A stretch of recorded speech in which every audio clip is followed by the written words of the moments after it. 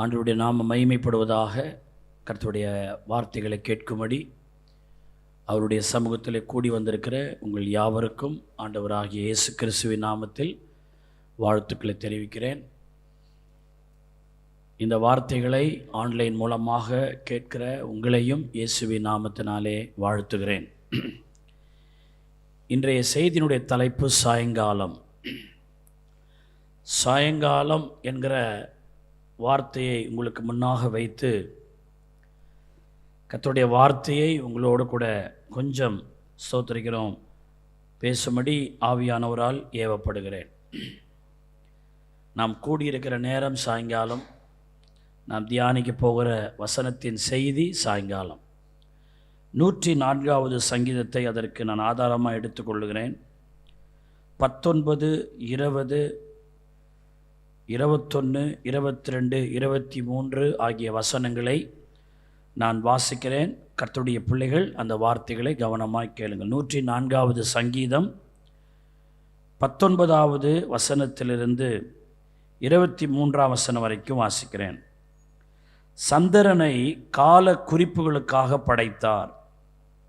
சூரியன் தன் அஸ்தமானத்தை அறியும். நீர் இருளை கட்டளையிடுகிறீர். ராக்காலமாகும் பொழுது அதிலே சகல காட்டு ஜீவன்களும் நடமாடும். பால சிங்கங்கள் இரைக்காக கெர்ச்சித்து தேவனால் தங்களுக்கு ஆகாரம் கிடைக்கும்படி தேடும். சூரியன் உதிக்கையில் அவைகள் ஒதுங்கி தங்கள் தாபரங்களில் படுத்துக்கொள்ளும். அப்பொழுது மனுஷன் சாயங்காலம் மட்டும் தன் வேலைக்கும் தன் பண்ணைக்கும் புறப்படுகிறான் என்று இந்த வசனம் சொல்லுகிறதை பார்க்கிறோம். ஆண்டவர் இருளை கட்டளையிடுவாராம். அப்பொழுது சகல காட்டு ஜீவன்களும் நடமாடுமாம். பால சிங்கங்கள் இரைக்காக கெர்ச்சித்து ஆகாரங்களை தேடுமா. அந்த ராக்காலம் முடிஞ்சு வெடியற் காலத்தில் சூரியன் உதைக்கும் பொழுது அந்த காட்டு விலங்குகள், விஷ ஜந்துக்கள் அதெல்லாம் என்ன பண்ணுமோ, அந்த சூரியன் உதிக்கிற நேரத்தில் அவைகள் எல்லாம் தங்கள் தாபரங்களில் ஒதுங்கி கொள்ளுமாம். மறுபடி காலை சூரியன் உதயமாகும் பொழுது மனிதன் என்ன செய்வான்? அவன் வெளியே புறப்படுவான். வேலைகளுக்கும் பண்ணைகளுக்கும் வெளியே புறப்பட்டு காலையிலிருந்து சாயங்காலம் வரைக்கும் அவன் வேலை செய்வான். வசனம் சொல்லுகிறது, சாயங்காலம் ஆகிற பொழுது அவன் என்ன செய்வான்? தன்னுடைய சோத்திரிக்கிறோம் வேலைக்கும் பண்ணைக்கும் புறப்படுவான். ஆனால் சாயங்காலம் மட்டும் அவன் வேலை செய்வான். இப்போ சாயங்காலம் முடிஞ்சிச்சுனவனே மனிதன் தன்னுடைய இடத்திற்கு போய்விடுவான் என்று இந்த வசனம் நமக்கு சொல்லுது. இந்த வார்த்தை நன்றாய் புரிந்து கொள்ளுங்கள். சாயங்காலம் மட்டும் அவன் வேலைக்கும் பண்ணைக்கும் என்ன செய்கிறான்? புறப்படுறான். இப்போ சாயங்காலம் வந்துருச்சுனோடனே அவனுடைய வேலை முடிகிறது என்று அறிந்து தன்னுடைய இடத்திற்கு அவன் போகிறான். அவன் போகும்போது அதற்கு பிறகு காட்டு ஜீவன்கள், விஷ ஜந்துக்கள், பால சிங்கங்கள், தோத்திரிக்கிறோம் எல்லாம் அந்த இரவில் இறை தேட அது வெளியே வரும். ஸ்தோத்திரிக்கிறோம். இதுதான் ஆண்டவர் இப்படி வச்சிருக்கிறார். இப்போ இதிலிருந்து நாம் என்ன ஆவிக்குரிய சத்தியம் எடுக்கிறோம் அப்படின்னு சொன்னால், ஒரு மனிதனுக்கு சாயங்காலம் மட்டும்தான் அவன் கிரியை செய்ய வேண்டிய காலம், அவன் வேலை செய்ய வேண்டிய காலம். அந்த சாயங்காலம் எதை காட்டுகிறது? இரவு வரப்போகிறது, அந்தகாரம் வரப்போகிறது, இல்லை ஒரு இருட்டு என்ன செய்ய போகிறது? வரப்போகிறது. சாயங்காலம் என்ன சொல்லுது? இன்னும் கொஞ்ச நேரம்தான் இருக்கிறது. சாயங்காலத்தினுடைய சத்தியம் என்ன? இருள் வர என்ன இருக்குதுங்க? இன்னும் கொஞ்ச நேரம்தான் இருக்கிறது. சாயங்காலம் என்ன சொல்லுகிறது? மனிதனுக்கு கொடுக்கப்பட்ட நேரம் என்ன செய்ய போகிறது? முடிய போகிறது. சாயங்காலம் என்ன சொல்லுகிறது? இருள் வரப்போகிறது என்று தெரிவிக்கிறது. அப்போ அருமையான தேவனுடைய பிள்ளைகளே, சாயங்காலம் வரைக்கும் தான் ஒரு மனுஷனுடைய சோத்திரிக்கிறோம் கிரியையெல்லாம் செய்யறது. இதைத்தான் ஆண்டவர் யோவானுக்கு சுவிசேஷத்தில் 9ஆம் அதிகாரத்தில் அதனுடைய 4வது வசனத்தில் சொன்னார், பகற்காலம் இருக்கும் மட்டும் நான் என்னை அனுப்பினவருடைய கிரியைகளை செய்ய வேண்டும். ஒருவனும் கிரியை செய்யக்கூடாத ராக்காலம் வருகிறது. அப்ப ராக்காலம் வருகிறதுன்னா அந்த டைம் என்ன டைமா இருக்கு? ஒரு சாயங்கால நேரமா இருக்கிறது என்று நாம் யூகித்துக் கொள்ளலாம். கர்த்தர் சொல்கிறார், பகற்காலம் இருக்கும் மட்டும் நான் என்னை அனுப்பினவருடைய கிரியைகளை செய்ய வேண்டும் சொல்லிட்டு, ஒருவனும் கிரியை செய்யக்கூடாத ஒரு ராக்காலம் என்ன செய்யுது? வருது. அந்த ராக்காலம் வருதுன்னா த டைம் ஒரு ஈவினிங் டைம், ஒரு சாயங்கால நேரம். அருமையான தேவனுடைய பிள்ளைகளே, இன்றைக்கு நாம் வாழ்ந்து கொண்டிருக்கிற காலம் பகற்காலம் அல்ல, இருள் சீக்கிரமாய் வரப்போகிற ஒரு சாயங்கால காலத்திலே நாம் வாழுகிறோம். அல்லேலூயா. இன்னும் சீக்கிரமா இருள் வரப்போகிறது. ஆகவே தான் வசனம் சொல்லுகிறது, இருள் ஜனங்களையும் காரிருள் பூமியையும் மூடப்போகிறது என்று பைபிள் சொல்லுகிறது. திறவுண்ட வாசல் அடைப்படும் முன்னே நொறுங்குண்ட மனதோராய் முன் செல்வோர் யார் என்று நாம் பாடல்களை நாம் பாடுறோம், சோத்தரிக்கிறோம். இது ஒரு சாயங்கால நேரம். இந்த சாயங்கால நேரம் என்ன சொல்லுது? நேரம் முடிய போகிறது, காலம் முடிய போகிறது என்பதை நமக்கு வலியுறுத்துகிறதா இருக்கிறது.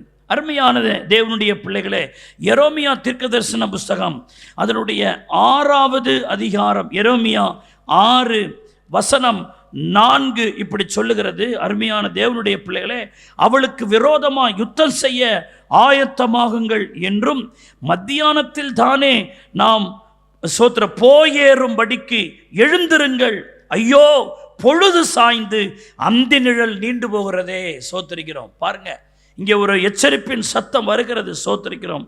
ஐயோ பொழுது சாய்ந்து அந்தி நிழல் என்ன செய்கிறது?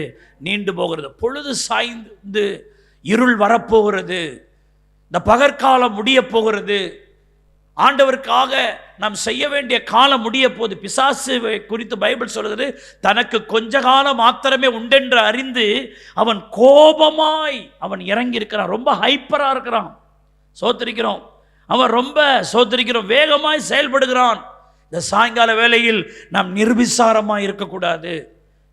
ஒரு இடத்துல வசனம் சொல்லுகிறது, இன்னும் காலம் செல்லும், இன்னும் கர்த்தர் வர காலம் செல்லும், இன்னும் எஜமான் வர காலம் செல்லும் என்று நாம் சொல்லுகிறவர்களாக இருக்கக்கூடாது.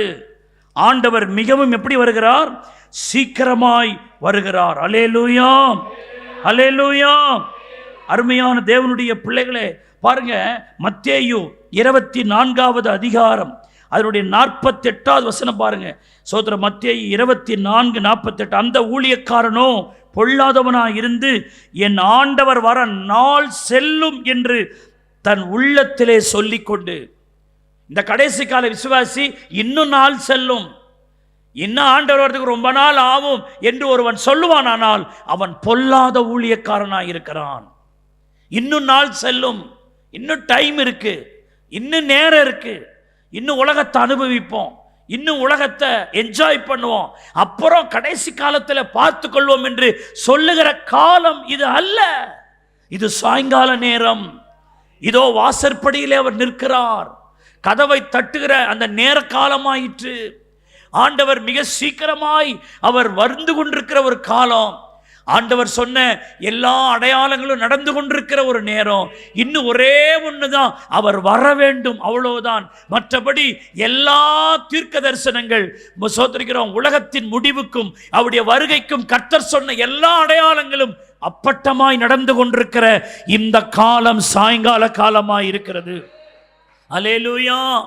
இந்த செய்தியை கேட்கிற சகோதரனே, சகோதரியே, இன்னும் காலம் செல்லும், இன்னும் நாள் செல்லும் என்று நாம் சொல்லிக்கொண்டு நம்முடைய ஆவிக்குரிய வாழ்க்கையில் நாம் அஜாக்கிரதையாக இருப்போமானால் சோதரிக்கிற வருகையிலே கைவிடப்படுவோம்.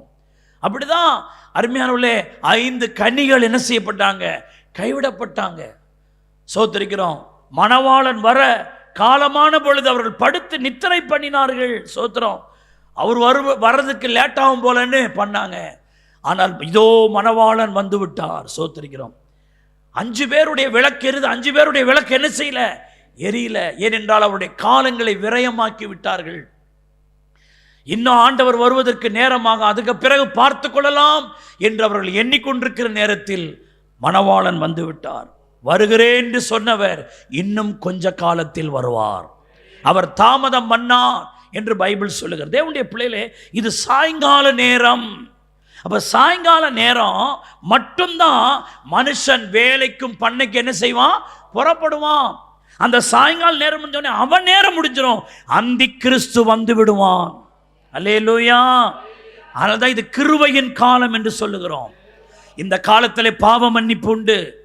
இந்த காலத்திலே ஆத்துமாக்களை ஆதாயம் பண்ணலாம். சோத்திருக்கிற இந்த காலத்திலே பரலோகத்தில் நம்முடைய பலன் அதிகமாகும்படி கிரியை செய்யலாம். என்றால் பைபிள் சொல்லுது, செத்த சிங்கத்தை பார்க்கிற உயிருள்ள நாய் வாசி.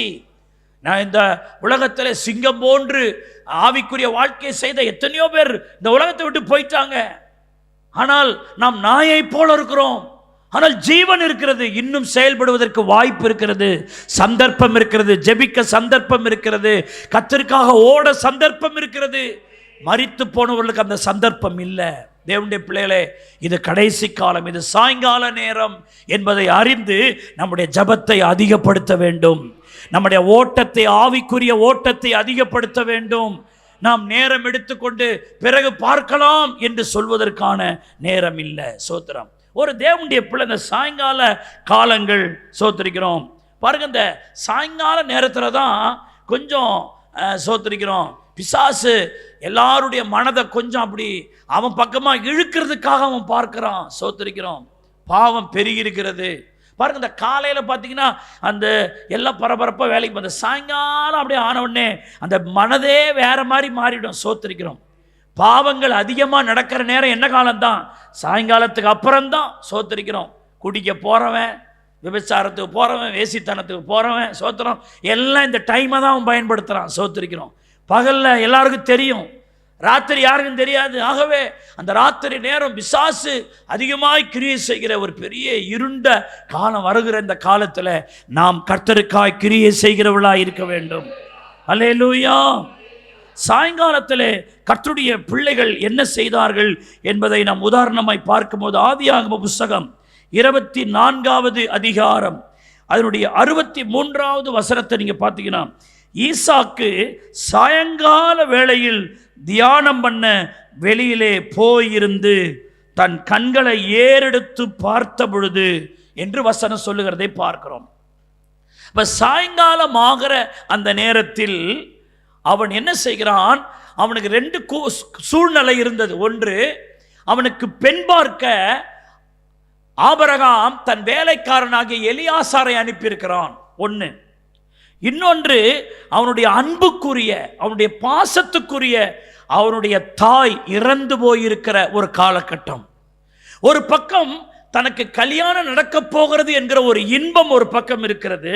இன்னொரு பக்கம் தன்னை பெற்றெடுத்த தாய் இறந்து போனால் என்கிற துக்கம் இருக்கிறது. ஒரு பக்கம் இன்பம், இன்னொரு பக்கம் துக்கம். ஆனால் இந்த சாயங்கால வேளையில் தனக்கு பெண் பார்க்க போயிருக்கிறார்களே என்ற அந்த நினைவு அவனை ஆட்கொள்ளல. எங்க அம்மா இறந்துட்டாங்க, இனி நான் என்ன செய்ய போகிறேன் என்கிறதும் அவனை ஆட்கொள்ளல. இந்த ரெண்டும் இவனை ஆட்கொள்ளாமல் இந்த 2 நினைவுகளுக்கு அவன் தப்புவதற்கு அவன் வேதமும் கையுமாய் வெளியே போகிறான். ஆமே என்ன சொல்லுங்க.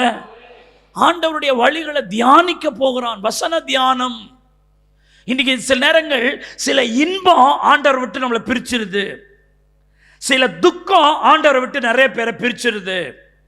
ஒரு ஊழியர் சொன்னார், எந்த இன்பமும் எந்த துன்பமும் உன்னை ஆண்டவரை விட்டு பிரிய நீ இடம் கொடுக்க கூடாது. இன்னைக்கு நிறைய பேருடைய வாழ்க்கையில் பார்த்தீங்கன்னா, கொஞ்சம் பணம் வந்துருச்சுன்னா போதும், கொஞ்சம் வசதி வந்துருச்சுன்னா போதும், கொஞ்சம் சோத்திரிக்கிறோம், கொஞ்சம் அவருடைய உயர்வு வந்துட்டா போதும், ஆண்டவரை அவர்களுக்கு ஞாபகம் இல்லை, அவருடைய சமூகத்தை மறந்துடுறாங்க.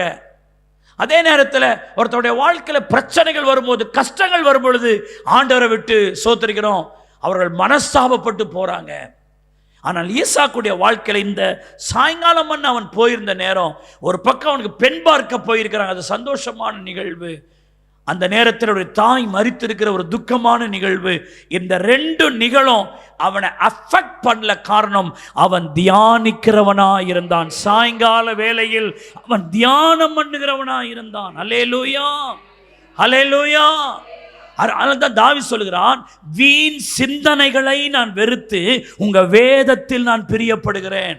எந்த இன்பமும் எந்த துன்பமும் உங்களை சோத்திரம் உங்களை அட்டாக் பண்ணாம இருக்கணும்னா அதற்கு ஒரே வழி இந்த வசனங்களை தியானிப்பது மட்டும்தான். ஆமென்னு சொல்லுங்க. அல்லேலூயா.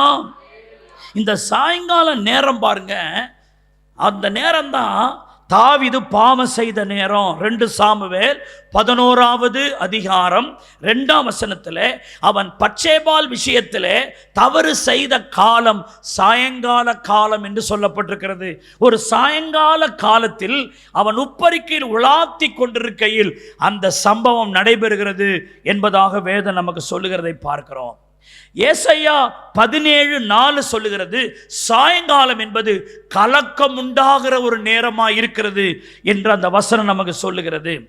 சங்கீதம் 59:6-14 சாயங்கால நேரத்தில் நாய்களைப் போல ஊர் சுற்றி திரிகிறார்கள் என்று சொல்லப்பட்டிருக்கிறது. இந்த நாயெல்லாம் பார்த்தீங்களா, காலையெல்லாம் கூட அது அவ்வளவா ஆக்டிவாக இருக்காது. ராத்திரி நேரம் தான் எவனையாவது வண்டியில் துரத்தின்னு ஓடும். அது சில நாயெல்லாம் பாருங்க, காலையில் துரத்தின்னு போவாது. எப்போ துரத்தின்னு போவோம்? ராத்திரி நேரம் தான் துரத்திட்டு போவோம். நாய்களைப் போல சாயங்காலத்தில் ஊர் சுற்றி திரிகிறது. சோத்தரிக்கிறோம். இன்றைக்கு இருக்கிற சோத்தரிக்கிறோம் நிறைய பேர் அப்படிதான். சாயங்காலத்தில் இருட்டு ஆக ஆக அவன் எங்க சுத்துறானே தெரில. அப்படிப்பட்ட காலம் சாயங்காலம். ஆனால் இப்படிப்பட்ட காலத்தில் ஈசாக்கு தியானம் பண்ண வெளியே போயிருந்தான். அல்லேலூயா. ஊர் உலக நாயை போல ஊர் சுத்தலாம், ஊர் உலகத்தில் கலக்கங்களின் நடுவே இருக்கலாம். அதுதான் பைபிள் சொல்லுகிறது. சோத்திரம், சாயங்காலத்தில் அழுகை தங்கும். அப்படி ஒரு வார்த்தை இருக்குது இல்ல? சாயங்காலத்தில் என்ன தங்கும்? அழுகை தங்கும். சாயங்காலம் நேரம் ஒரு கலக்கம். சாயங்காலம் பாவம் செய்யும்படி உன்னை தூண்டுகிற ஒரு நேரம். அருமையான தேவனுடைய பிள்ளை, ஏன்னா கடைசி காலம். நீ பரிசுத்தமா இருந்தா பரலோகத்துக்கு போயிடுவேன்னு சொல்லி பிசாசு அந்த நேரங்களை உங்களை பாவத்துக்கு நேரம் அவன் இழுக்க பார்ப்பான். இவைகளிலிருந்து நம்முடைய பலனை கொண்டு, நம்முடைய பராக்கிரமத்தை கொண்டு தப்ப முடியாது. இந்த வேதத்தை தியானிக்கிற தியானம்தான் நம்மை பரிசுத்தம் உள்ளவனாக மாற்றும். அதுதான் தாவீது சொல்லுகிறான், அருமையான தேவனுடைய பிள்ளைகளே, சோதரன், நான் பாவம் செய்யாதபடிக்கு உம்முடைய வார்த்தைகளை என் இருதயத்துக்குள்ள வச்சிருக்கிறேன்னு சொல்றார். அதுதான் 1ஆம் சங்கீதம் 1ஆம் வசனம் 2ஆம் வசனத்தில், துன்மார்க்குடைய ஆலோசனை நடவாமல், பாவிகளுடைய வழியில் நில்லாமல், பரிகாசக்காரருக்கு உட்காரும் இடத்தில் உட்காராமல், இரவும் பகலும் அவருடைய வேதத்தில் தியானமாயிருக்கிற மனுஷன் பாக்கியவான். வேதத்தில் பிரியமா இருந்து அதில் இரவும் பகலும் தியானம் பண்ணுகிற மனுஷன் பாக்கியவான். அல்லேலூயா. அவன் கர்த்தருடைய சபையிலே நிலைத்து நிற்பான். அவன் நீர்க்கால் ஓரமாய் நடப்பட்டவனாயிருப்பான். தன் காலத்தில் அவன் தன் கனியை கொடுப்பான். அவன் இலைகள் உதிருவதில்லை. அப்போ வேதத்தில் பிரியமாய் இருக்க வேண்டும். அருமையான தேவனுடைய பிள்ளைகளே, யோசுவா 1:8 சொல்லுகிறது, யோசுவாவுக்கு சோத்திரம் ஆண்டவர் கொடுத்த ஒரு விசேஷமான ஆலோசனை என்னவென்றால், சோத்திரிக்கிறோம், யோசுவா 1:8, இந்த நியாயப்பிரமாண புஸ்தகம் உன் வாயை விட்டு பிரியாதிருப்பதாக, இதில் எழுதியிருக்கிறபடியெல்லாம் நீ செய்ய கவனமாக இருக்கும்படி இரவும் பகலும் அதை என்ன செய்து கொண்டிருப்பாயாக? தியானித்து கொண்டிருப்பாயாக.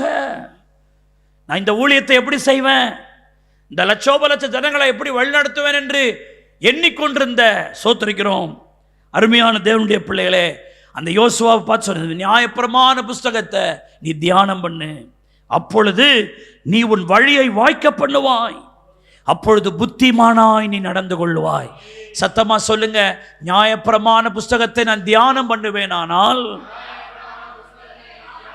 என் வழி வாய்க்கும், புத்திமானாக நான் நடப்பேன். ஹல்லேலூயா. 119வது சங்கீதத்தை பாருங்க, நம்ம எதை தியானிக்கணும்னு வசனம் சொல்லுகிறது. 119வது சங்கீதத்தில் அதன் 15ஆம் வசனம், உமது கட்டளைகளை தியானித்து உம்முடைய வழிகளை நான் கண்ணோக்குவேன் என்று சொல்லுகிறார். வேதத்தை தியானிக்கணும், நியாய பிரமாணத்தை தியானிக்கணும், கட்டளைகளை தியானிக்கணும். do not,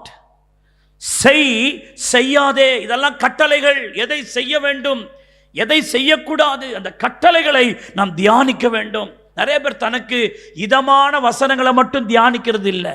அவர் என்ன கட்டளையிட்டு இருக்கிறார், என்ன செய்யக்கூடாது என்று கட்டளையிட்டு இருக்கிறார், என்ன செய்ய வேண்டும் என்று கட்டளையிட்டு இருக்கிறார், அதையெல்லாம் நம்ம தியானிக்க வேண்டும். நம்முடைய தியானம் எப்படி இருக்கிறது? அது மாத்திரமல்ல, சங்கீதம் 77 அதனுடைய 12ஆம் வசனம் இப்படி சொல்லுகிறது, நாம் எதை தியானிக்க வேண்டும்? சோத்திரம், உம்முடைய கிரியைகளை எல்லாம் நான் தியானித்து உம்முடைய செயல்களை எல்லாம் நான் யோசிப்பேன். அவருடைய கிரியைகளை எல்லாம் தியானிக்கணும்.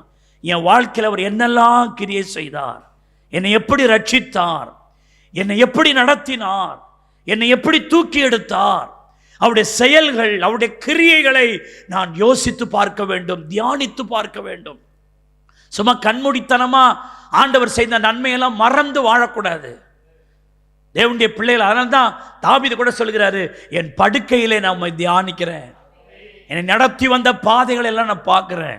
ஆண்டவர் அன்னைக்கு என்னை தூக்கி எடுக்கலன்னா என் நிலைமை என்ன ஆயிருக்கும், அன்னைக்கு அந்த சுகத்தை எனக்கு தரலன்னா என் நிலைமை என்ன ஆகிருக்கும், அன்னைக்கு அந்த அந்தகாரத்தை தூக்கி எடுக்கலன்னா இன்னைக்கு என்ன ஆகிருப்பேன், அன்னைக்கு ஒரு பெரிய ஆபத்து வர இருந்ததை கர்த்தர் கரெக்டா என்னை தூக்கலன்னா என்ன ஆகிருக்கும். யோசிச்சு பார்த்தா ஆச்சரியமா இருக்குது. சோத்திரம், ஹல்லேலூயா.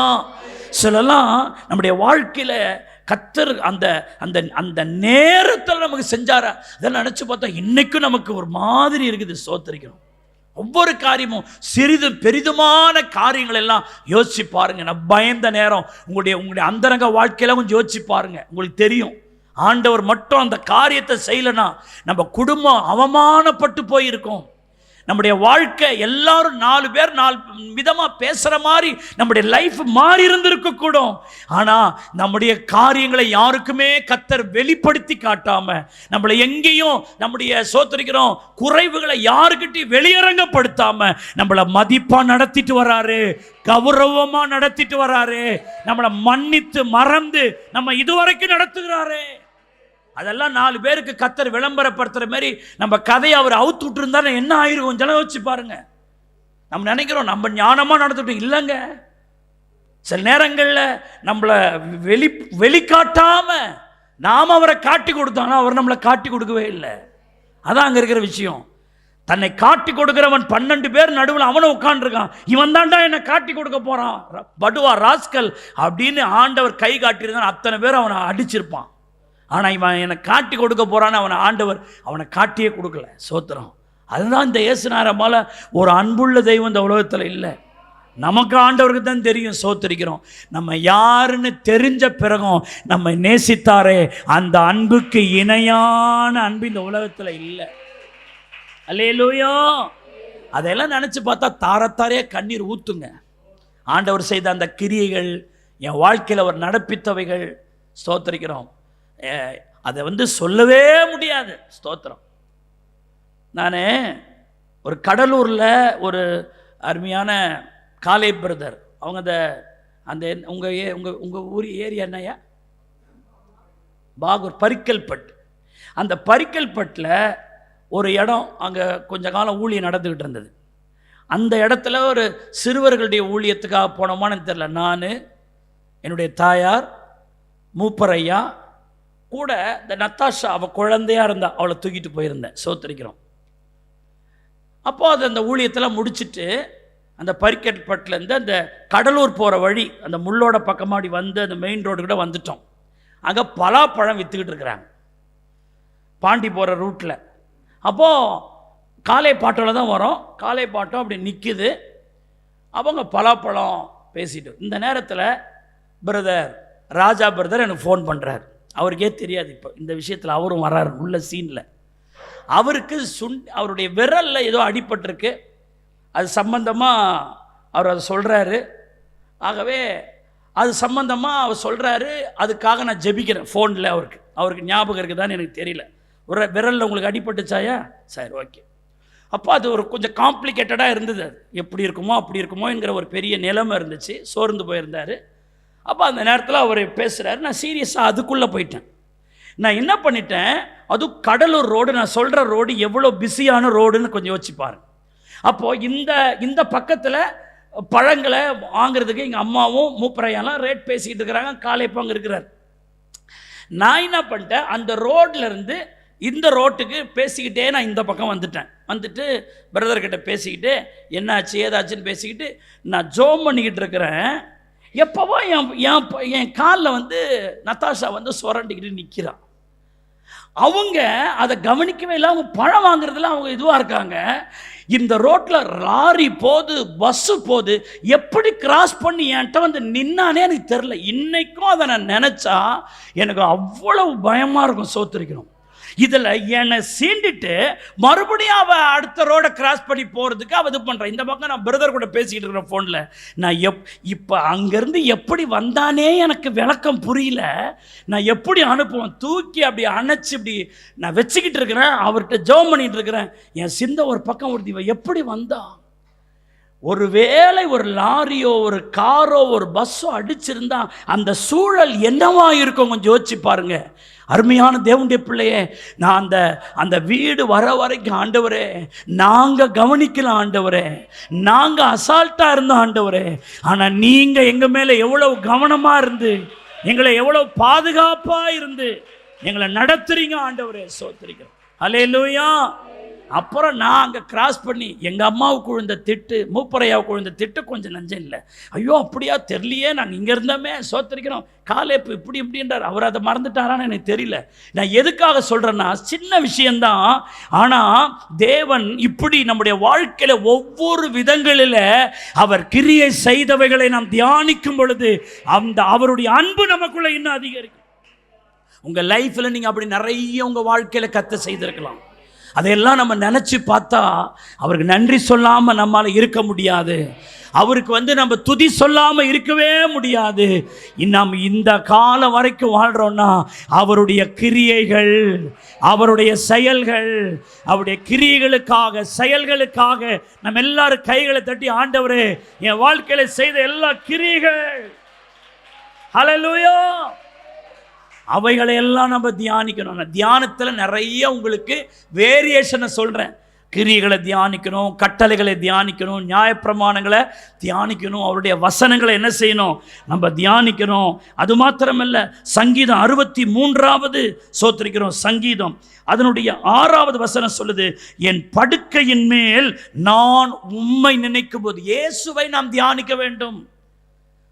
இயேசு யார்? அவர் எப்படிப்பட்டவர்? சிலுவையிலே அவர் எனக்காக ரத்தம் சிந்தினார், எனக்காக பாடுபட்டார், எனக்காக குத்தப்பட்டார், எனக்காக சோத்திரிக்கிறோம் நொறுக்கப்பட்டார். அவைகளெல்லாம் நம்ம தியானிக்கணும். சிலுவை தியானம் நமக்கு தேவை. இயேசுவை தியானிக்கணும். தாவீது சொல்லுகிறார், நான் உம்மை தியானிக்கும் பொழுது. பாருங்க, எல்லாம் ஒரு தியானம் என்ன, எல்லாமே ஒன்றும் இல்லை, எல்லாம் வித்தியாசமானது. உம்மை தியானிக்கிறேன், ராட்சாமத்தில் உம்மை தியானிக்கிறேன், நான் உம்மை நினைக்கும் பொழுது ராட்சாமத்தில் உம்மை தியானிக்கிறேன். உங்களை நினைச்சு பார்த்து நான் மெடிடேட் பண்ணுறேன் ஆண்டவரே, உங்களை தியானிக்கிற ஆண்டவரே, நீர் யார், நீர் எப்படிப்பட்டவர், எனக்காக நீர் செய்தவைகள் என்ன, உம்முடைய வல்லமை எப்படி, உம்முடைய மாட்சிமை எப்படி, நீர் எவ்வளோ பிரம்மாண்டமான தெய்வம் என்று நான் உம்மை தியானிக்கிறேன். அந்த தியானம் நம்முடைய வாழ்க்கையில் எவ்வளோ தேவை. அப்போ சாயங்கால நேரத்தில் நம்முடைய பரிசுத்தத்தை நாம் காத்துக்கொள்ள வேண்டுமானால், இந்த கடைசி காலத்தில் அப்படி ஆவிக்குரிய வாழ்க்கை வீரியமுள்ளதாக தொடர்ந்து இருக்க வேண்டுமானால், கர்த்தர் நமக்கு தந்த இந்த பொக்கிஷங்களை நாம் பல விதங்களிலே நாம் தியானிக்க வேண்டும். அல்லேலூயா. நாம் தியானிக்கும் பொழுதுதான் நாம் வழி தவற மாட்டோம். வசனம் சொல்லுகிறது, நான் உபத்திரவப்படுகிறதுக்கு முன்பாக வழி தப்பி நடந்தேன், உபத்திரவப்பட்ட பிறகு உம்முடைய வழிகளை காத்து நான் நடக்கிறேன். சோத்திரம். அப்ப தியானிக்கும் பொழுது அந்த வழிகளை காத்து என்ன செய்ய முடியும்? நாம் நடக்க முடியும். அல்லேலூயா, அல்லேலூயா. 105வது சங்கீதத்தை நாம் வாசிக்கும் போது அதன் 2ஆம் வசனம் சொல்லுகிறது, அவரை பாடி அவரை கீர்த்தனம் பண்ணுங்கள், அவருடைய அதிசயங்களை எல்லாம் தியானித்து பேசுங்கள். அவர் நம்முடைய வாழ்க்கையில செய்த அதிசயங்களை தியானிக்க வேண்டும். ஈசாக்கு தியானம் பண்ண வெளியே போயிருந்தான் என்று சொல்லப்பட்டிருக்கிறது. இவ்வளவு விஷயம் இருக்கிறது. அவருடைய அதிசயங்கள். அதிசயம்னா என்ன? மனிதன் முடியாது என்று கைவிட்ட நேரம், என் வாழ்க்கை அவ்வளவுதான் என்று நினைத்த நேரம், வழி ஏதும் இல்லை என்று நான் நினைத்த நேரம், என் வாழ்க்கையில் இனி நன்மை வர முடியாதோ என்று நான் யோசித்த நேரங்களில் அவர் அதிசயமாய், அல்லேலூயா, அவருடைய அதிசயங்கள் விளங்க முடியாதது, ஆராய்ந்து பார்க்க முடியாதது, புத்தி கெட்டாத காரியம் நம்முடைய வாழ்க்கையில செய்தார். அல்லேலூயா. அதை நான் சுருக்கமாக சொன்ன, யாக்கோப் கூட சொல்லுவார், நான் யோசேப்பை திரும்ப பார்ப்பேன் என்று நான் நினைக்கவே இல்லை. நினைத்து பார்க்க முடியாத ஒன்று என் வாழ்க்கையில் நடக்குதுன்னா அது பேர் தான் அதிசயம். அல்லேலூயா. அருமையான தேவனுடைய பிள்ளைகளே, அப்போ சாயங்கால நேரம் என்பது என்ன? கர்த்தரை தியானிப்பது, மெடிடேட் பண்ணுறது. தியானிக்கணுங்க. இந்த தியானம் இல்லைன்னா வீண் சிந்தனை உள்ள வந்துடும், பாவ சிந்தனை உள்ள வந்துடும், அக்கிரம சிந்தை என்ன செஞ்சிடும்? உள்ள வந்துடும். இந்த அக்கிரம சிந்தை, பாவ சிந்தை, வீண் சிந்தைகளுக்கெல்லாம் நாம் விலகி நம் பரிசுத்தமாய் இந்த கடைசி காலத்தில் இருக்க வேண்டுமானால் அதற்கு கர்த்தர் கொடுத்த ஒரு பெரிய ஆயுதம், கர்த்தருடைய வசனங்களை நாம் தியானிக்க வேண்டும். அல்லேலூயா. நிறைய பேர் படிச்சுட்டு போறது இல்லை, அதை தியானிக்கணும். அதை உட்கார்ந்து, ஒரு மாடானது வேக வேகமாக புல்ல சாப்பிடும், ஆனால் அதை தொழுவத்தில் கட்டிட்டு உட்காந்துப்பா தான் அது வாயை போட்டு என்ன செஞ்சுக்கிட்டே இருக்கும்? அசைச்சிக்கிட்டே இருக்கும். ஏற்கனவே சாப்பிட்ட அந்த புல்லை, அந்த வைக்கோலை திரும்ப தன்னுடைய வாய்க்குள்ளே கொண்டு வந்து அதை அசைப்போடும். அசைப்போட தான் அந்த எல்லாமே அது பாலாக கன்வெர்ட் ஆகிற இடமே அதான். சோத்திரிக்கிறோம். நம்ம தியானிக்கும் பொழுது தான் படிக்கிறோம், வேக வேகமாக படிக்கிறோம், ஆனால் படித்தவர்களை நாம் என்ன செய்ய வேண்டும்?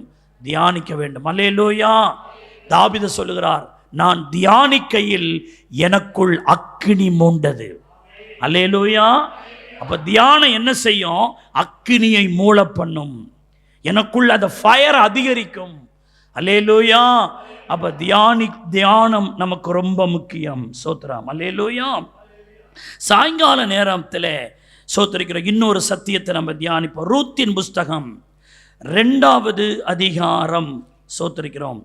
ரூத்தின் புஸ்தகம் 2வது அதிகாரம் அதனுடைய 17வது வசனத்தை நான் வாசிக்கிறேன், கொஞ்சம் கவனிங்க. அப்படியே அவள் சாயங்காலம் மட்டும் வயலிலே கதிர் பொறுக்கினாள். காலை தொடங்கி எது வரைக்கும் கதிர் பொறுக்கிறாங்க? சாயங்காலம் வரைக்கும் கதிர் பொறுக்கினாள். சாயங்காலத்துக்கு மேலே என்ன பொறுக்க முடியாது? கதிர் பொறுக்க முடியாது. ஏன் பொறுக்க முடியாது? இருட்டு தொடங்கிருச்சு, கண்ணில் அந்த கதிர் தெரியாது. அப்போ காலையிலேருந்து அவள் கதிர் பொறுக்கினான். எது வரைக்கும் பொறுக்கிறா? சாயங்காலம் மட்டும் பொறுக்கிறா. அந்த கதிர் கர்த்தருடைய வசனத்தை கூட அடையாளமாக எடுத்துக்கலாம். இது இந்த காலம் பொறுக்கி கொள்ள வேண்டிய காலம். அல்லேலூயா. எவ்வளோ வசனத்தை கேட்கணுமோ அவ்வளோ வசனத்தை உள்ள எடுத்துக்கொள்ள வேண்டிய காலம். ஏனென்றால் சோத்திருக்கிறோம், ஆகார பஞ்சமோ சோத்திருக்கிறோம் தண்ணீர் பஞ்சமோ அல்ல, அவருடைய வசனம் கிடைக்காத ஒரு பஞ்சகாலம் வரப்போகிறது. அல்லேலூயா. ஆகவே பைபிள் சத்தியத்தை மேய்ந்து கொள்ளுங்கள், வசனத்தை உட்கொள்ளுங்கள், பொறுக்கிக் கொள்ள வேண்டிய காலம் இந்த காலம். அல்லேலூயா. அவன் என்ன பண்றா? சோத்திருக்கிறோம், ஒரு கிரியை செய்யக்கூடாத ராக்காலம் வருகிறதுக்கு முன்னாடி எவ்வளவு கதிர் பொறுக்க முடியுமோ ரூத்து வேக வேகமாய் கதிர் பொறுக்கிறா. அவள் வேதம் சொல்லுகிறது, சாயங்காலம் மட்டும் அவர் கதிர் பொறுக்கணா. இப்ப சாயங்காலம் ஆயிடுச்சு. இப்ப சாயங்காலத்தில் அவள் செய்தது என்ன? அதான் செய்தி. என்ன செய்தால், காலையிலிருந்து அந்த இருட்டு துவங்கும் அந்த சாயங்காலம் வரைக்கும் கதிர் பொறுக்கணும். சாயங்காலத்தில் பொறுக்கினதை அவள் தட்டி அடித்து தீர்த்தாள்னு போட்டிருக்கு. அப்படியானால் 2வது பாயிண்ட் சொல்லுகிறேன், சாயங்கால காலம் என்னை சரிபார்க்க வேண்டிய காலம், சரிபார்க்க வேண்டிய காலம். நான் பரிசுத்தனாய் நடந்தேனா? உண்மையாய் இருந்தேனா? என்னோடு கர்த்தர் இருக்கிறாரா? ஆண்டவருக்கு பிரியமானவைகளை நான் செய்தேனா? என்னில் ஆண்டவருக்கு பிரியமில்லாத காரியம் ஏதாவது இருக்கிறதா? அவ சரிபார்க்கிறான். ஏதோ பொறுக்கணும் அவ்வளவுதான், அப்படி இல்லை. பொறுக்கின எல்லாவற்றையும் அவள் பொறுக்கினதை அவள் தட்டி அடித்து தீர்க்கிறான். இப்போ அவள் பொறுக்கும் போது கைப்பிசகா ஒரு வக்கீல் உள்ள வந்திருக்கும், ஒரு புல் உள்ள வந்திருக்கும், ஒரு கல்மண் பொறுக்கும் போது உள்ள வந்திருக்கும். அதெல்லாம் வீட்டில் எடுத்து போய் சோறாக்குறது இல்லை. அப்போ அந்த கல், மண், தேவையில்லாத வைக்கோல், தேவையில்லாத குச்சிகள், தேவையில்லாத சோத்திருக்கிற புல், அதையெல்லாம் தட்டி அதையெல்லாம் சீர்படுத்துகிறாள். காலத்து பொறுக்கிறா. நிறைய காரியம், தேவையில்லாத காரியம் அவள் பொறுக்கும் பொழுது அவள் கையில் என்ன செய்துங்க? அகப்பட்டிருக்கோம். சாயங்கால நேரத்தில் அதை எல்லாவற்றையும் தட்டி தீர்க்கிறாள். இந்த சாயங்கால காலத்தில் ஆண்டவர் எப்பொழுதும் வருவார். ஆகவே நம் ஒவ்வொரு நாளும் நம்மை தட்டி அடித்து சீர்படுத்த வேண்டும். அல்லேலூயா. நான் கர்த்தருக்குள் சரியா இருக்கிறேனா? எல்லாரும் சொல்லுங்கள், இந்த சாயங்கால நேரத்தில் என்னை தட்டி அடித்து என்னை சரிபடுத்த வேண்டும். அல்லேலூயா. ஆவிக்குரிய வாழ்க்கை எப்படி இருக்கு? அதே போல சபையில் வசனத்தை மட்டும் பொறுக்கிட்டு போங்க. நான் இடையிடையில் ஏதோ ஒரு கதையை சொல்லுவேன், உங்களுக்கு சிரிப்புக்காக எதையாவது சொல்லுவேன். அதையே யோசனை வீட்டில் போகக்கூடாது. பாஸ்டர் பற்றியா என்ன சொன்னார் பற்றியா, அதெல்லாம் ஒரு வைக்கோல், அதெல்லாம் ஒரு புல், அது முக்கியம் அல்ல. நமக்கு முக்கியம் வசனம், அந்த வசன விளக்கம் மட்டும்தான். அல்லேலூயா. வீட்டுக்கு நீங்கள் வசனத்தை தான் கொண்டு போகணும். வேறு அவங்க சொன்னது இவங்க சொன்னது அதெல்லாம் வீட்டுக்கு கொண்டு போகக்கூடாது. வார்த்தை என்ன வந்தது, ஆலோசனை ஆவியானவர் என்ன கொடுத்தார், எனக்கு பிரயோஜனமான அந்த வார்த்தை, அதை மட்டும்தான் நம்ம வீட்டுக்கு எடுத்துட்டு போனோம். அது மட்டும்தான் நம்முடைய உள்ளத்தை நிரப்பி இருக்க வேண்டும். அல்லேலூயா. வேற வைக்கோல் புல்லு குச்சி எல்லாம் அங்கேயே தட்டி ஒதுக்கிட்டா சோத்திருக்கிறான். அவன் வீட்டுக்கு போகும்போது வெறும் ஒரு மரக்கால் வார்கோதுமை மட்டும் தன் வீட்டுக்கு எடுத்துட்டு போறான். அல்லேலூயா. பதரெல்லாம் போயிடும். கோதுமை மணிதான் அவருடைய களஞ்சியத்தில் சேர்க்கப்பட போகிறது. அல்லேலூயா. பதரெல்லாம் அவியாத அக்கினிக்கு போயிடும். நம் பதராக அல்ல, நல்ல கோதுமை மணியா இருக்கும்படி நம்மை சீர்தூக்கி பார்க்க வேண்டும். ஆமென்னு சொல்லுங்க. அல்லேலூயா. அல்லேலூயா. அருமையான தேவனுடைய பிள்ளைகளே, அப்போ கொஞ்சம் கவனிங்க. சோத்திருக்கிறோம், நம்மை சரிபார்க்க வேண்டும். நான் என்ன நிலையில் இருக்கிறேன்? 139வது சங்கீதத்தை பாருங்க. சோத்திருக்கிறோம், அதில் 139வது சங்கீதத்தில் 23, 24 பாருங்க. தேவனே என்னை ஆராய்ந்து, முதல் காரியம் என்னை ஆராய்ஞ்சு பாருங்கப்பா. ரெண்டாவது, என் இருதயத்தை அறிந்து கொள்ளும். மூன்றாவது, என்னை சோதித்து பாரும். நான்காவது, என் சிந்தனைகளை அறிந்து கொள்ளும். ஐந்தாவது, வேதனை உண்டாக்கும் வழி என்னிடத்தில் உண்டோ என்று என்ன செய்யும், என்ன பாருங்கப்பா அப்படி சொல்லி கர்த்தருக்கு முன்னாக தன்னை அவர் சரிபடுத்துகிறார். இப்படி பண்ணாதான் நித்திய வழியிலே நாம் நடக்க முடியும். அல்லேலூயா. நான் பரலோகம் போயிடுவேன், நான் கரெக்டாக தான் இருக்கிறேன், நான் பெர்ஃபெக்டாக தான் இருக்கிறேன், நம்மையே நாம் ஏமாற்றி கொள்ளக்கூடாது. கர்த்தருக்கு முன்னாடி நம்மளை வைக்கணும்.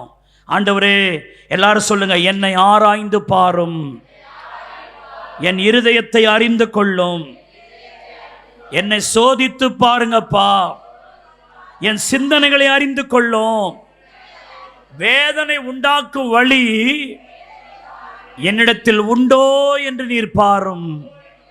அப்ப தாவீது பார்க்கலையான்னா, தாவீது பார்த்தான் தான் ஏதாவது என்கிட்ட தப்பு தண்டா இருக்கான்னு தன்னை அவன் பார்த்துருக்கிறான். ஆனால் அது அவனுக்கு திருப்தி இல்லை. அதை இன்னொரு விஷயம் கர்த்தருடைய பார்வைக்கு அவன் விடுகிறான்.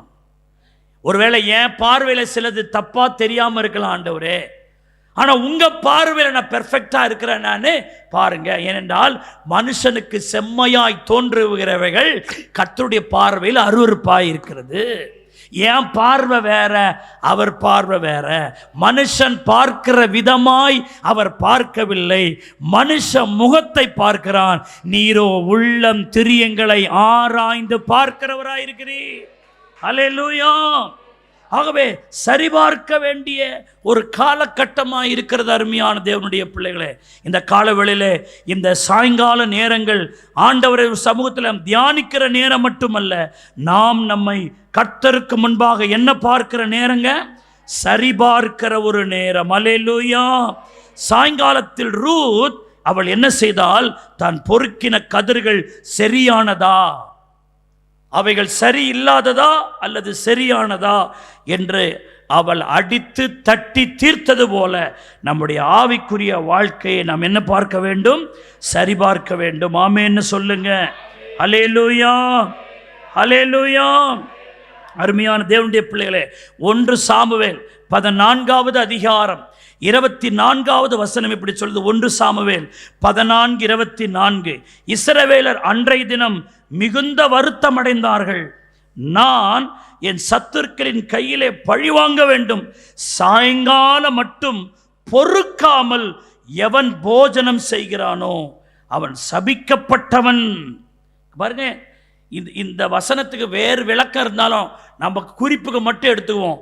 சாயங்காலம் மட்டும் பொறுக்காமல் எவன் போஜனம் செய்கிறானோ, போஜனம் செய்கிறவன் பொறுக்க வேண்டும். கதிர்கள் என்ன செய்ய வேண்டும்? பொறுக்க வேண்டும். இதோ சாயங்காலம் வந்து விட்டது, இருள் வரப்போகிறது. பொறுக்க வேண்டியவள் என்ன செஞ்சிடணும்? பொறுக்கி எடுக்கணும். கர்த்தருடைய வசனங்களை பொறுக்கி எடுக்கணும். அவருடைய ஆலோசனைகளை பொறுக்கி எடுக்கணும். அவருடைய சித்தம் என்ன அதை பொறுக்கி எடுக்கணும். பொறுக்கி எடுக்கிறவனுக்குத்தான் அன்றைக்கு ஆசீர்வாதம். அல்லேலூயா. பைபிள் சொல்லுகிறது, சோத்திரிக்கிறோம், சாயங்காலம் மட்டும் பொறுக்காமல் எவன் போஜனம் செய்கிறானோ அவன் சபிக்கப்பட்டவன். அப்போ ரூத்து பாருங்க, சாயங்காலம் மட்டும் அவள் பொறுக்கினாள். பொறுக்கினது மட்டுமல்ல, தான் பொறுக்கினது சரிதானா என்பதை அவள் என்ன பார்த்தால்? சரி பார்த்தாள். அப்போ சாயங்கால நேரம் என்னை நான் சரிபார்க்க வேண்டிய ஒரு நேரம். சோத்திரம். யாரோ என்னை சரிபார்க்கிறதல்ல, என்னையே நான் என்ன செய்யணும்? சரிபார்க்கணும். நான் ஒரு ஆலோசனை விசுவாசிகள் சொல்லிடுறேன், இன்னொருத்தவங்க உங்களை சரிபார்க்கிற அளவுக்கு விட்டுறாதீங்க. யாராவது உங்களை பார்த்து உன் பேச்சு சரியில்லை, உன் நடவடிக்கை சரியில்லை, உன் பார்வை சரியில்லை, உன் வழி சரியில்லைன்னு இன்னொருத்தவங்க வந்து சொன்னால் அது நமக்கு மனசு கஷ்டமாயிடும். ஆகவே இன்னொருவர் வந்து நம்மை சோதிப்பதற்கு முன்பாக நாம் நம்மை கர்த்தருக்கு முன்னாக சோதிச்சிடணும். அல்லேலூயா. பைபிள் சொல்லுகிறது, ஆவிக்குரியவன் தன்னை தானே ஆராய்ந்து நிதானிக்கிறான், அவன் மற்றவர்களால் ஆராய்ந்து நிதானிக்கப்படான். அவனே ஆவிக்குரியவன். ஆவிக்குரியவன் தன்னையே தானே டெஸ்ட் பண்ணுவான். இன்னொருத்தன் வந்து நீ சரியில்லைன்னு சொல்ற கூடாது. நாமே நம்மளை என்ன செஞ்சிடணும்? சரிபடுத்திடணும். நான் சரியா ஆண்டவரே, நான் எப்படி ஆண்டவரே இருக்கிறேன். ஒரு ஊழியர் சொன்னார், நான் ஊழியக்காரை பார்த்து கேட்டேன், உங்க ஊழியத்தின் வெற்றி என்ன? உங்க ஊழியம் இவ்வளவு சக்சஸ்ஃபுல்லாக இருக்கிறதுக்கு காரணம் என்ன என்று ஒரு முதல் ஊழியரை நான் கேட்டபோது அவர் சொன்னார், நான் ஒவ்வொரு 15 நிமிடத்திற்கு ஒவ்வொரு முறை என்னை நானே நான் ஆராய்ந்து பார்க்கிறேன். நான் உம்மோடு தான் இருக்கிறேனா? நீர் என்னோடு தான் இருக்கிறீரா? உம்முடைய சமூகத்துக்குள் தான் நான் வாழுகிறேனா? என்னுடைய சிந்தனைகள், என்னுடைய செயல்பாடுகள் எல்லாம் உமக்கு பிரியமானதாகத்தான் இருக்கிறதா என்று நான் என்னை எக்ஸாம் பண்ணி கொண்டே இருக்கிறேன் என்று சொல்லுகிறார். அருமையான தேவனுடைய பிள்ளைகளே, அப்படிப்பட்டவங்க தான் கத்தரிக்காய் பிரகாசிக்க முடியும். தேவனுடைய பிள்ளைகளே, சாயங்கால நேரம் ஒரு தேவனுடைய பிள்ளை என்ன செய்ய வேண்டும்? மத்தேயு சுவிசேஷம், சோத்திரிக்கிறோம், 14வது அதிகாரம், வேகமாக 14வது அதிகாரம், சோத்திரிக்கிறோம், அதனுடைய 23வது வசனம் இப்படி சொல்லுகிறது, அவர் ஜனங்களை அனுப்பிவிட்ட பின்பு தனித்து ஜெபம் பண்ண ஒரு மலையின் மேல் ஏறி சாயங்காலமான போது அங்கு தனிமையாயிருந்தார். அப்படியானால் தனி ஜெபம் பண்ண வேண்டிய நேரம் சாயங்கால காலம். ஆண்டவரை பாருங்கள், அவர்தானே நமக்கு முன்மாதிரி, இயேசுதானே நமக்கு ரோல் மாடல், அவர்தாமே நமக்கு எக்ஸாம்பிளாக அவர்தானே இருக்கிறார்.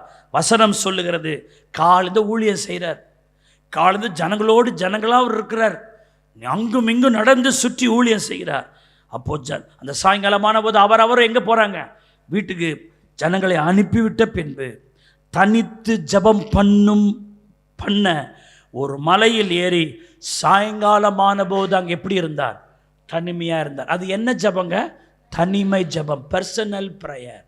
இந்த கடைசி காலத்தில் தனி ஜெபம் ரொம்ப முக்கியம். குழுவாய் ஜெபிக்கிறோம், கூட்டமாய் ஜெபிக்கிறோம், சிலரை சேர்த்து கொண்டு நாம் ஜெபிக்கிறோம். ஆனால் அந்த ஜெபமெல்லாம் சரிதான். ஆனால் ஒவ்வொரு தனிப்பட்ட விசுவாசிக்கு தனி ஜெபம், நானும் என் கர்த்தரும், நானும் என் ஆண்டவரும், இதற்கு இடையில் ஒருவரும் அங்கு இருக்கக்கூடாது என்கிற அந்த ஒரு நிலையிலே நம்முடைய ஜெபம் ஒவ்வொரு நாளும் இருக்க வேண்டிய காலகட்டம் இது. அல்லேலூயா. ஆமாம், ஆண்டவர் ஒரு நாள் மோசேட்ட சொன்னார், நீ மலைக்கு வா, உன்னை தவிர வேறு யாரும் மலை அடிவாரம் கூட என்ன செய்யக்கூடாது, நீ மட்டும் தனியே வா, உன்னோடு நான் நிறைய பேச வேண்டியது இருக்கிறது. ஆகவே உன்னோடு கூட ஒருவனும் என்ன செய்யாத, கூட்டிட்டு வராத, நீ மட்டும் தனியா வா என்று ஆண்டவர் தனியாக மோசேயை வர சொன்னார் என்று நாம் வேதத்தில் வாசிக்கிறோம். அதுபோல ஆண்டவர் உங்களோடு அவர் நிறைய காரியங்களை சொல்ல வேண்டும், பேச வேண்டுமானால் நீங்கள் எப்படி போக வேண்டும்? தனித்து போக வேண்டும். இங்கே ஆண்டவரிடத்தில் தனித்து போய் அந்த சீஷல் ஆண்டவருடைய சமூகத்தில் அந்த தனி ஜபம் ரொம்ப முக்கியம். ஒரு முறை மத்தேயு சுவிசேஷம் 17வது அதிகாரம் 19, மத்தேயு 17:19. அப்பொழுது சீஷர்கள் இயேசுவிடத்தில் தனித்து வந்து, எப்படிங்க, நிறைய நேரம் கும்பலோடு கும்பலா இயேசுவிட்ட போற ஒரு அனுபவம் இருக்கு. ஆனால் இங்கே சீஷர்கள் இயேசுவிடத்தில் எப்படி வராங்க? தனித்து வருகிறார்கள். அப்ப ஆண்டவர்கிட்ட நம்ம தனித்து போகிற நேரம் இருக்குது. மனைவி இல்ல, கூட இல்ல, புருஷன் கூட இல்ல, நான் தனியா ஆண்டவருக்கு முன்னாடி போய் நான் நிற்கணும். ஹல்லேலூயா. ஆண்டவருக்கு முன்னாடி அங்கத்தான் ஆண்டவர் அநேக ரகசியங்களை நம்மோடு என்ன செய்கிற நேரம், பேசுகிற நேரம். ஹல்லேலூயா. யாக்கோப்புடைய வாழ்க்கையில ஒரு டர்னிங் பாயிண்ட் எப்போ வந்தாச்சு தெரியுமா? ஆதியாகமம் 32ஆம் அதிகாரம் 24ஆம் வசனத்தில் அவன் பின்னி தனித்திருந்து, யாப்போக்கு ஆற்றுக்கரையில பாருங்க, எல்லாரையும் முன்னுக்கு அனுப்பிட்டு எல்லாரையும் அக்கறைப்படுத்தி விட்டு ஒரு சாயங்காலம் தொடங்கி விடியற் காலம் மட்டும் அவன் பிந்தி தனித்திருந்து பொழுது விடியும் அளவும் போராடி ஜெபம் பண்ணான். அங்கத்தான் யாக்கோப்பு இஸ்ரவேலனாய் மாறினான். அங்குதான் ஆண்டவர் அவனை தொட்டார். அங்குதான் அவன் முகமுகமாய் கர்த்தரை பார்த்தான். அங்குதான் அவன் வாழ்க்கையில சூரியன் உதயமாயிற்று.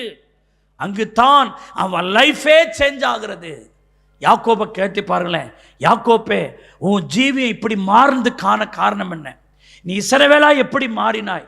நீ முன்னாடி வேற மாதிரி இருந்த, இப்ப வேற மாதிரி இருக்கிறிய, என்ன அப்படின்னா, நானும் என் ஆண்டவரும் தனித்து ஜெபம் பண்ணுகிற வேளையில் இந்த மாற்றங்கள் எல்லாம் என் வாழ்க்கை நடந்திருக்கிறது என்று யாக்கோபு சொல்லியிருப்பான். அல்லேலூயா.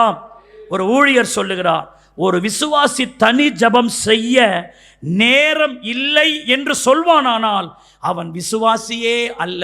பால் எங்கிச்சோ என்கிற ஊழியர் சொல்லுகிறார், தனி ஜெபம் செய்ய எனக்கு நேரம் இல்லை என்று ஒரு விசுவாசி சொன்னால் அவன் தேவனுடைய பிள்ளை அல்ல. சோதரன். அல்லேலூயா. அருமையான தேவனுடைய பிள்ளைகளே, எல்லாரோடு பேசுகிறோம், ஆண்டவரோடு பேச எனக்கு டைம் இல்லைன்னு சொன்னால் அவர்கள் தேவனுடைய பிள்ளை என்று எப்படி அர்த்தமாக வேண்டும் யோசித்து பாருங்கள். அப்படியானால் சாயங்கால நேரம் தனி ஜபம். நிறைய பேருக்கு தனி ஜபமே கிடையாது. அந்த கூட்டமாக ஞாயிற்றுக்கிழமை வர்றோமா, அப்போ ஜெபம் பண்ணுறது, ஏதாவது பைபிள் ஸ்டடியா, ஏதாவது ஒரு குடும்ப கூட்டமா, அங்கெல்லாம் வர்றது. ஆனால் தனித்து நானும் என் ஆண்டவரும் அந்த ப்ரேயரே இல்லை. உங்கள் வாழ்க்கையில் அந்த ஜபமெல்லாம் சைடு சப்போர்ட்டு தான், அஸ்திபாரமே தனி ஜபம் தான். கைதட்டி கர்த்தரை ஸ்தோத்திரம் பண்ணுங்க. அல்லேலூயா. மற்ற ஜபங்கள் எல்லாம் சோத்தரிக்கிறோம், அது சோத்தரிக்கிறோம், அது அப்படி ஒரு சாப்பாட்டில் ஊறுக்காய், உப்பு, பொரியல் சோத்தரிக்கிறோம், அதெல்லாம் தான் அதெல்லாம். ஆனால் அந்த தனி ஜபந்தான் சோத்தரிக்கிறோம். உங்கள் பசியை ஆற்ற போகிறது, இந்த தனி ஜபந்தான் உங்களை நிலை நிறுத்த போகிறது. அல்லேலூயா. ஆகவே மற்ற ஜபமெல்லாம் அவசியம் இல்லை நான் சொல்லலை. உங்களுடைய பர்சனல் லைஃப் பவர்ஃபுல்லாக இருக்கணும்னா எங்கேயும் நீங்கள் இடராமல் கர்த்தர் வர்ற வரைக்கும் நீங்கள் நிலத்தி நிற்கிறதுக்கு தனி ஜபமே அவசியமாக இருக்கிறது. அல்லேலூயா. ஆகவே தனி ஜபம் என்னன்னு கொஞ்சம் யோசிச்சு பாருங்கள். இந்த சாயங்கால நேரம் எப்படிப்பட்ட நேரம்? லூக்கா 24வது அதிகாரம் 29வது வசனத்தை நீங்கள் பார்த்தீங்கன்னு சொன்னால், அவர்கள் அவரை நோக்கி, நீர் எங்களோடு தங்கியிரும், சாயங்காலம் ஆயிற்று, பொழுதும் போயிற்று என்று அவரை வருந்தி கேட்டுக்கொண்டார்கள்.